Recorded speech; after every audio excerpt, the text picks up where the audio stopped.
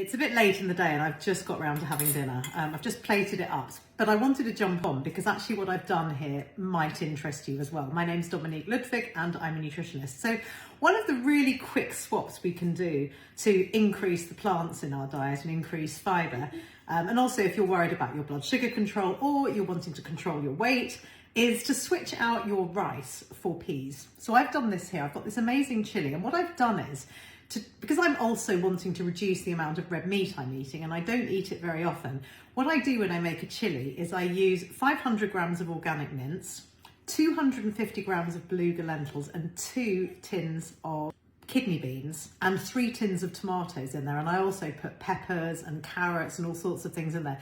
So it's rich in protein, it's also rich in plant protein and fibre.